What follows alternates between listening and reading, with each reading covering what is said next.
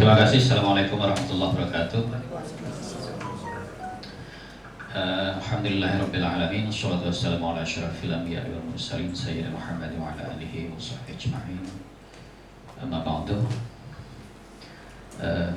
Pak Jais, mohon izin saya oleh moderator diberi kesempatan pertama ini ya. Pertama saya ingin menyampaikan bukan koreksi ya. Saya tidak merasa menjadi tokoh gitu. Jadi ini makanya saya nulisnya itu perspektif sejarah Islam saja sesuai dengan minat saya. Jadi perspektif sejarah Islam, dan hari ini kita bukan untuk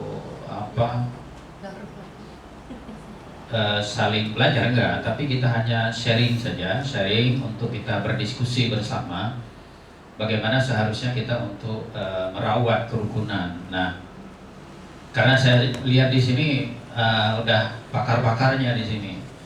Ada Pak Eka, ada Bang Samsul. Ini akademisi yang kalau bicara tentang kerukunan atau konflik sudah makanan sehari-hari begitu. Dan saya makanya saya hanya ambil dari perspektif sejarah Islam, dan mungkin lebih banyak kita diskusi saja nanti. Saya hanya membatasi pada masa Rasulullah dan sahabat, sedikit saja nanti kita bicara di setelahnya gitu ya. Di sebelum Rasulullah ya, ini perspektif sejarahnya. Sebelum Rasulullah Muhammad menjadi Rasul, ada dua orang tokoh yang mengetahui bahwa beliau itu memang adalah Rasul gitu ya. Sejak kecil, misalnya Pendeta Buhaira itu ketemu beliau di Basrah ketika dibawa oleh pamannya. Nah, Buhaira ini tahu bahwa Rasulullah ini Muhammad waktu itu umur 12 tahun, ini adalah calon nabi, ini pilihan Rasulullah, sehingga Buhaira ini menyarankan supaya pamannya ini menjaga betul Muhammad gitu, karena nanti ini akan menjadi utusan Allah. Nah, kemudian kalau yang biasa baca Barzanji, itu di Barzanji disebutkan juga ada pendeta pendeta Nastura gitu ya. Itu usia 25 tahun. Waktu itu yang bersama dengan Rasulullah itu Muhammad itu adalah siapa? Maisarah ya. Orang kepercayaannya Khadijah gitu. Juga menyampaikan bahwa Muhammad ini adalah calon atau pilihan Allah, dan sama Nastura ini juga menyampaikan kepada Maisarah ini supaya Muhammad ini dijaga. Nah, ini kita melihat bahwa sebelum menjadi nabi, tokoh agama lain itu juga sudah memberikan kalau kita lihat yang melindungi Muhammad untuk menjadi nabi gitu. Nah, kemudian kita lihat di dalam sejarahnya Rasulullah itu sebelum dia menjadi Rasul, dia sudah mendapat gelar Al-Amin, tetapi dia ditolak dakwahnya. Yang nolaknya itu bukan siapa-siapa, orang-orang dari kaumnya sendiri, dari orang-orang Quraisy gitu. Jadi dari perspektif ini sebenarnya kerukunan itu, tantangan kita adalah tantangan di internal kita sendiri gitu. Kemudian meskipun tantangannya sangat besar sampai pada boikot gitu ya, 3 tahun Rasulullah masalah itu diboikot. Tapi Rasulullah di periode Mekah itu lebih kurang 22 tahun lebih itu nggak ada memberikan perlawanan kepada penentangnya gitu. Rasulullah tetap membina para sahabat, dan pembinaannya itu mentalitasnya gitu. Jadi pada masa Mekah, Rasulullah itu tidak ada perlawanan kepada orang-orang yang menolak dakwahnya. Lanjut. Nah, berikutnya adalah ketika Rasulullah itu pindah ke Madinah, barulah ada perubahan-perubahan. Yang pertama, di periode Madinah itu Rasulullah mempersaudarakan Muhajirin dan Ansor. Betul-betul misalnya Rasulullah minta sahabat ini yang Muhajirin itu dijadikan saudara oleh sahabat-sahabat dari Ansor gitu. Sehingga karena ketika pindah itu ke Muhajirin, para sahabat itu tidak bawa apa-apa. Keluarga yang belum muslim itu pindah, ditinggal gitu, keluarga, harta dan segala macam, rumahnya juga nggak bisa apa-apa gitu kan, tinggal di Mekah. Sehingga ketika Muhajirin sampai di Madinah, ya kalau tidak ada Ansor, ya mau kemana Muhajirin? Karena itu persaudaraan ini betul-betul bukan sekedar persaudaraan berteman gitu, tidak, tapi betul-betul dianggap sebagai saudara. Nah, ini pondasi yang penting. Ternyata kadang untuk kerukunan itu, orang yang sama sekali bukan dari kaum kita itu bisa menjadi saudara kita. Kemudian penataan sosial politik, kita harus lihat ketika sampai ke Madinah, Rasulullah itu tidak hanya lagi sebagai pemimpin agama, sebagai nabi dan rasul, tetapi juga pemimpin negara. Nah, kalau saya melihat dari perspektif ini, lanjut, bahwa Rasulullah itu ketika sudah berada di Madinah, kita harus memahaminya sebagai sekaligus pemimpin agama dan sekaligus pemimpin negara. Ya, bahasa kita sekarang ya presiden lah, atau kepala negara, kepala pemerintahan.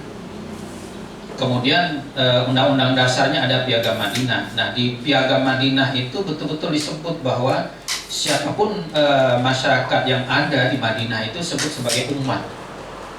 Jadi kata umat di dalam Piagam Madinah untuk tidak hanya yang muslim.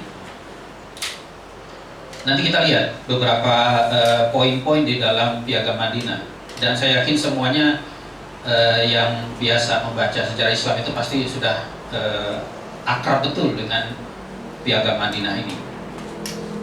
Nah, serangkaian perang gitu ya yang terjadi di masa Madinah itu, kalau saya memahaminya harus dilihat dari perspektif politik. Ada dimensi politik. Kita lihat ketika Rasulullah di Makkah dan dia hanya sebagai pemimpin agama, tidak ada perlawanan. Tetapi ketika pindah ke Madinah dan Rasulullah sudah dianggap diangkat sebagai pemimpin negara, barulah ada kekuatan politik untuk melakukan perlawanan. Jadi yang sering kita salah pahami itu adalah dianggap bahwa dimensi agamanya sangat kuat. Perang antara muslim dengan musyrikin kafir Quraisy Makkah itu. Padahal sebenarnya mesti kita lihat ini adalah dimensi politiknya sudah kuat. Jadi konflik antara masyarakat atau umat Madinah terhadap kafir Quraisy Makkah itu dalam perspektif politik, bukan agama. Nah, kemudian kita lihat berikutnya, ketika ada perjanjian Hudaybiyah, mundur sedikit. Ketika Rasulullah waktu itu tahun keberapa ya? Ketujuh ya, atau ketujuh hijrah gitu ya. Karena Rasul ketujuh atau berapa? Itu kan ada perjanjian Hudaybiyah. Ketika itu para sahabat, beberapa ribu sahabat itu ingin ziarah ke Makkah, atau bahasa kita sekarang umroh lah gitu, atau haji. Ketika itu di tengah jalan di Hudaybiyah, Rasulullah itu dihadang oleh orang-orang kafir Quraisy Mekah. Tidak boleh. Padahal para sahabat dan Rasulullah itu tidak membawa senjata untuk perang. Jadi sama sekali Rasulullah ketika itu membawa para sahabat ingin ke Mekah itu tidak untuk perang. Tetapi orang kafir Quraisy Mekah itu menolak Rasulullah dan para sahabat itu masuk ke Mekah. Akhirnya terjadilah negosiasi yang dikenal dengan perjanjian Hudaybiyah. Nah, di perjanjian Hudaybiyah itu para sahabat sebenarnya banyak yang tidak setuju dengan kebijakan Rasulullah waktu itu. Kebijakan pertama apa? Bahwa dalam perjanjian itu orang-orang kafir Quraisy Mekah yang ditawan di Madinah itu dikembalikan ke Mekah. Sebaliknya, orang-orang Muslim yang ditawan di Mekah itu nggak boleh, nggak diizinkan untuk pulang ke Madinah. Ini kan berat sebelah gitu. Kemudian ketika Rasulullah ingin menuliskan Muhammad Rasulullah, orang Makkah nggak mau terima itu. Akhirnya Rasulullah mengganti. Ini adalah perjanjian antara Muhammad bin Abdullah, tidak Muhammad Rasulullah. Artinya apa? Rasulullah waktu itu mengalah gitu. Mengalah. Tetapi apa yang dampak yang didapat dari perjanjian Hudaybiyah itu damai. Nah, poinnya di sini. Setelah perjanjian Hudaybiyah itu tidak ada lagi serang menyerang antara orang-orang kafir Quraisy Makkah dengan umat di Madinah. Damai. Dan kedamaian itu diperoleh tadi dengan bahasa saya mungkin ya mundur. Rasulullah itu mengalah di situ di dalam perjanjian Hudaybiyah itu. Mengalahnya tadi ada klausul yang sepertinya merugikan umat Islam, umat Islam. Yang kedua, Rasulullah pada perjanjian itu belum dianggap sebagai nabi dan rasul oleh orang-orang kafir Quraisy Mekah. Tapi setelah perjanjian Hudaybiyah ini, Rasulullah bisa konsentrasi untuk berdakwah. Dan setelah perjanjian Hudaybiyah inilah maka Islam itu bisa tersebar luas sampai ke seluruh penjuru Jazirah Arab gitu ya, di Timur Tengah gitu. Dan pada saat inilah Rasulullah kemudian mengutus sejumlah sahabat untuk dakwah diplomatik, mengirim surat ke beberapa Kisra Persia, kemudian pemimpin di Syria gitu ya, Mesir dan beberapa tempat yang lain. Dan sebagian besar dakwah Rasulullah keluar Mekah Madinah itu sudah sukses kan setelah Hudaybiyah. Artinya apa? Poinnya, kedamaian itu penting sekali untuk kesuksesan dakwah. Kedamaian mungkin di awalnya kita akan merasa atau kita berpikiran bahwa kedamaian itu ada sebagian merugikan kita. Seperti tadi Rasulullah, sahabat itu banyak nggak setuju dengan Hudaybiyah. Tapi setelah perjanjian Hudaybiyah, kemenangan umat Islam itu sangat besar. Dan ujung dari perjuangan Rasulullah itu apa? Fathul Mekah. Jadi dengan damai itu, ketika Rasulullah menaklukkan Mekah itu tanpa pertumpahan darah, Fathul Mekah itu. Tapi dimulai dari, menurut saya, dimulai dari Hudaybiyah. Lanjut. Nah, jadi saya melihat ini ya, kalau mau Islam itu menjadi sukses dakwahnya, kuncinya damai dulu. Dan untuk mendapatkan kedamaian, boleh jadi kita harus mengalah dulu. Nah, ini saya kutip beberapa saja dari Piagam Madinah. Misalnya di pasal 1, sungguhnya mereka satu umat, berbeda dari komunitas manusia lain. Mereka yang dimaksud di sini adalah orang-orang Madinah. Di pasal 16 misalnya, sesungguhnya orang Yahudi yang mengikuti kita berhak atas pertolongan dan santunan, sepanjang mukmin tidak terzalimi dan ditentang olehnya. Jadi di sini poinnya bukan masalah perbedaan agama, tetapi di situ zalimnya, perilaku. Bukan karena agama Yahudi atau Muslim, Islamnya. Kemudian kaum Yahudi memikul biaya bersama mukmin selama dalam peperangan. Jadi perang dalam konteks Madinah itu tidak lagi tanggung jawab Muslim saja, tapi orang Yahudi juga bertanggung jawab. Meskipun setelah perjanjian ini banyak kelompok-kelompok Yahudi itu yang berkhianat kepada Rasulullah. Kemudian di pasal 25 misalnya kita lihat, kaum Yahudi dari Bani Auf adalah satu umat dengan mukminin. Bagi kaum Yahudi agama mereka dan bagi kaum muslimin agama mereka. Juga kebebasan ini berlaku bagi sekutu-sekutu dan diri mereka sendiri, kecuali bagi yang zalim dan jahat. Hal demikian akan merusak diri dan keluarga. Jadi di sini sangat jelas bahwa Rasulullah menganggap bahwa kaum Yahudi bagi mereka agama mereka, bagi di sini lakum dinukum waliyadin, dan kaum Yahudi dengan umat Islam itu ya satu umat gitu. Satu umat. Yang menjadi common enemy di sini adalah zalim dan jahat. Jadi bukan karena perbedaan agama. Bisa. Jadi ini saya kira perlu kita lihat lagi gitu. Kemudian lanjut di pasal 37 misalnya. Bagi kaum Yahudi ada kewajiban biaya dan bagi kaum muslimin ada kewajiban biaya. Sama. Yahudi dan Muslim juga sama punya tanggung jawabnya. Mereka Yahudi dan Muslim bantu-bantu dan dalam menghadapi musuh piagam ini. Jadi umat mempertahankan Madinah itu tanggung jawab bersama, bukan tanggung jawab Muslim saja atau Yahudi saja. Waktu itu kaum Yahudi di Madinah itu 40% lebih kurang dari komunitas masyarakat Madinah. Jadi dominan. Tapi Rasulullah diterima sebagai pemimpin waktu itu di Madinah.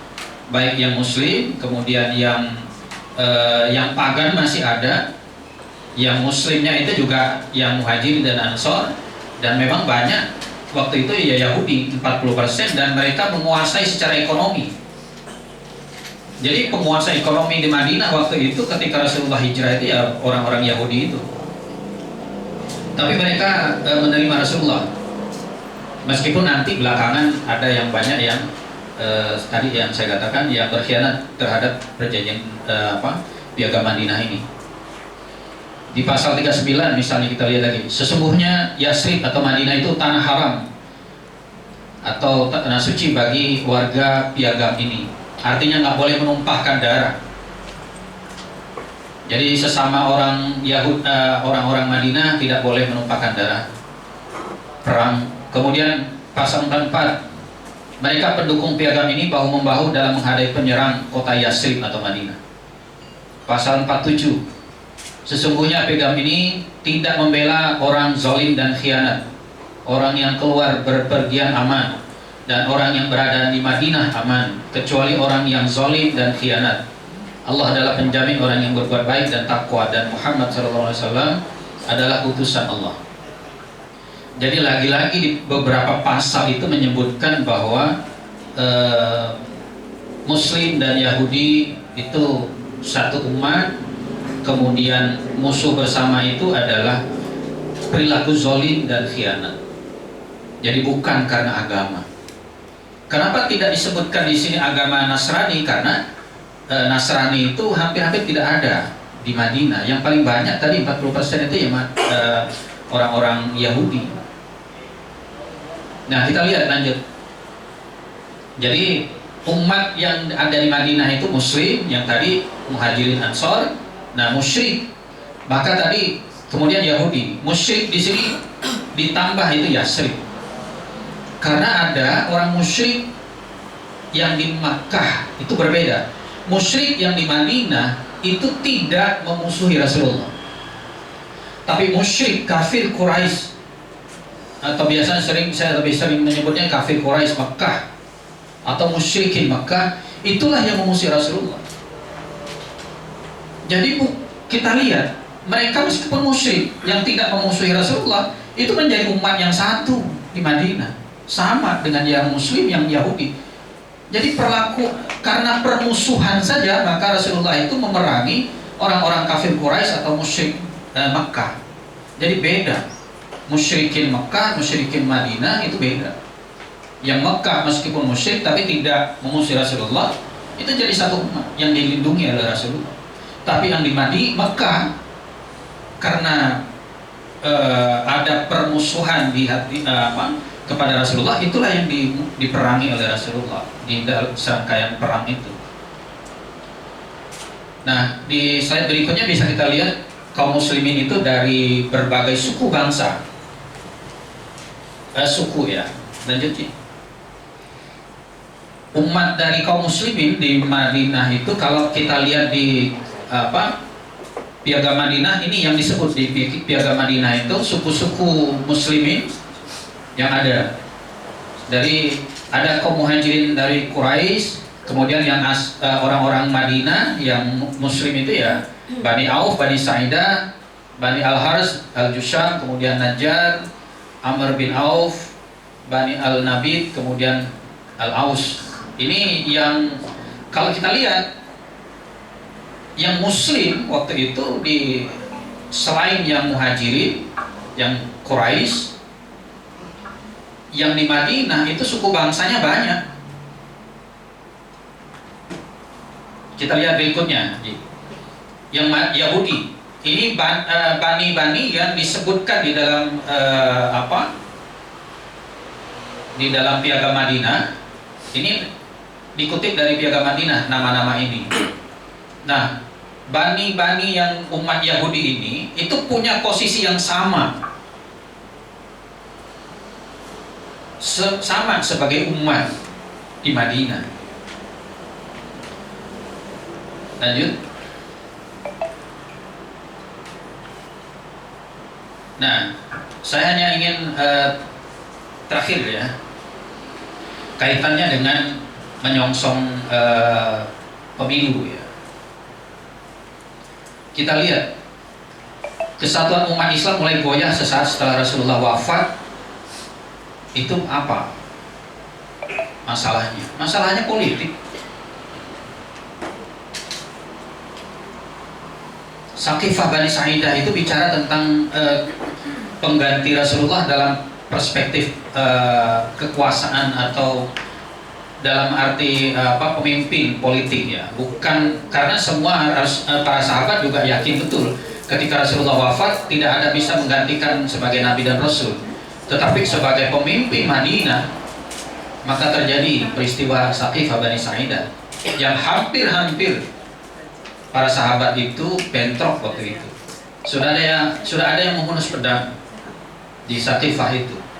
Tapi akhirnya karena wibawa dari Umar dan Abu Bakar, akhirnya para sahabat sepakat waktu itu meskipun tidak bulat membaiat Abu Bakar. Kita lihat lagi, belum. Dua khalifah dan dua-duanya adalah menantu Rasulullah. Bahkan Utsman itu Zunnurain wafat itu karena apa? Karena politik.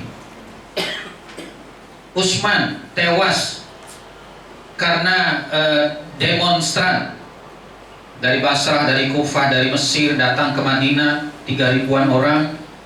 Nah, ketika mereka sebenarnya protes kepada Utsman, meskipun nanti ada penulis sejarah menyebutkan ada tokoh Abdullah bin Sabah atau apa itu ya, yang disebut sebagai penyebar fitnah. Sebenarnya waktu itu Utsman sudah menerima apa keberatan umat dari Basrah, Kufah dan Mesir waktu itu. Tapi mereka sudah pulang, Seperti sekarang misalnya mahasiswa datang ke DPR, kemudian oke, dari DPR itu sudah oke, semua tuntutan kalian kami terima, silahkan pulang. Pulanglah mereka. Di tengah jalan tersebar isu bahwa Usman itu hanya lip service. Balik lagi demonstran itu, dan baliknya itu, nah dari situlah terjadi pembunuhan Usman. Jadi urusannya urusan politik, bukan karena Usman itu sebagai kaitannya dengan keagamaan juga. Begitu juga Ali, itu sangat jelas. Ali itu tewas dibunuh pertama awalnya itu kan perang sivil, pemberontakan yang dilakukan, meskipun ada yang mengatakan yang membela Muawiyah bin Abi Sufyan. Tetapi lagi-lagi ya itu ada ya intrik politik lah yang sangat kuat, yang nanti berikutnya diikuti dengan munculnya isu ya lebih bicara tentang pelaku dosa besar gitu ya, terpecahnya umat Islam. Fitnah kubra kedua itu ya tewasnya Ali oleh Ibnu Muljam. Jadi dua sahabat Rasulullah sekaligus menantu Rasulullah itu wafat karena posisi beliau-beliau ini sebagai pemimpin politik. Hoax atau pasti di hoax itu ada provokatornya, sangat berpengaruh, merusak kedamaian, kerukunan. Apalagi kalau ada kepentingan politik. Tadi yang kita bicarakan, wafatnya Utsman dan Ali itu karena ya urusan politik. Kemudian yang tadi Fauzi kirim yang Ahmed Tekuru ya, bukunya itu ya. Nah itu ada, saya belum baca bukunya, tetapi saya baca sinopsis bukunya, itu ada mengatakan bahwa sebenarnya kemunduran umat Islam hari ini itu bukan karena apa-apa, tetapi terjadinya kemunduran Islam itu ketika urusan agama itu ya bahasanya selingkuh dengan urusan politik gitu. Jadi mundurnya umat Islam itu karena karena politiknya. Tetapi bukan berarti, sekali lagi bukan berarti umat Islam itu harus menjauhi politik, tidak. Tetapi bagaimana kita menjaga, mestinya ajaran Islam itu menjadi etika, pondasi etika berpolitik. Saya kira itu saja. Ada beberapa poin tadi bahwa Islam itu baru bisa dikembangkan kalau damai.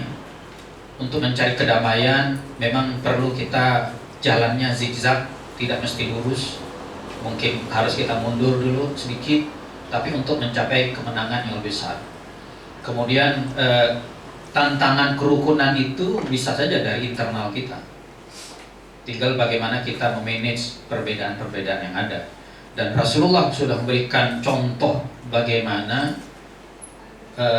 kehidupan di Madinah yang hampir semua sejarawan mengatakan itu adalah contoh terbaik umat Islam, masyarakat Muslim, di mana di sana suku bangsanya banyak, agamanya ada beragam, tetapi dengan kepiawaian Rasulullah bisa memanage mereka, dan itu di Madinah meskipun berbeda suku bangsa dan agama dinyatakan sebagai satu umat, sebagai ya mungkin warga negara Madinah yang punya tanggung jawab sama, hak yang sama.